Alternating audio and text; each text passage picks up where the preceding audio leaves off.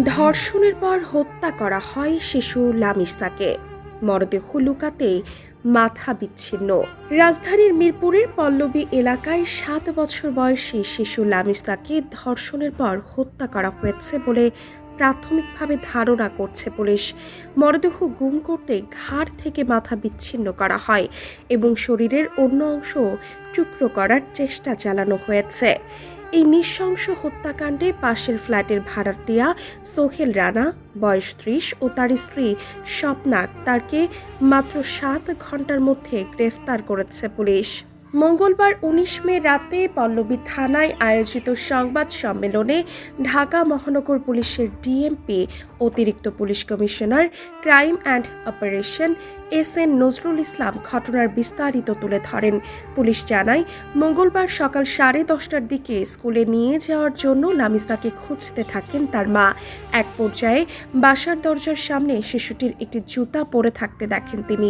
সন্দেহ থেকে পাশের ফ্ল্যাটের দরজায় ধাক্কা দিতে থাকেন, কিন্তু দরজা ভেতর থেকে আটকানো ছিল।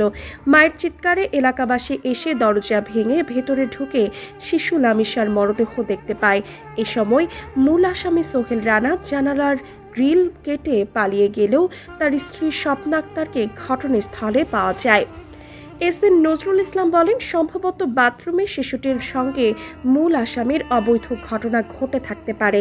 আলামত সংগ্রহ করে পুলিশের অপরাধ তদন্ত বিভাগে সিআইডিতে পাঠানো হয়েছে। মরদেহ টুকরা করার পরিকল্পনা প্রসঙ্গে তিনি জানান, পরবর্তীতে মরদেহ লুকানোর জন্য সম্ভবত মাথা বিচ্ছিন্ন করা হয়, হাত কেটে টুকরো করার চেষ্টাও করা হয়। কিন্তু শিশুটির মা দরজায় ধাক্কাধাক্কি শুরু করলে মূল আসামি জানালার গ্রিল কেটে পালিয়ে যান। পুরো পরিকল্পনা বাস্তবায়ন করতে পারেননি তিনি।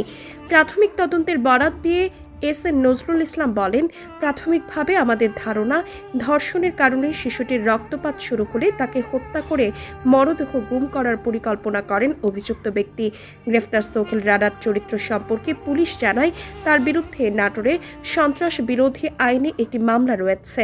তার স্ত্রীর বক্তব্য উদ্ধৃত করে ডিএমপির এই কর্মকর্তা বলেন, তিনি সম্ভবত বিকৃত যৌন রুচি সম্পন্ন একটা লোক। তিনি তার স্ত্রীকেও বিভিন্নভাবে টর্চার করেছেন।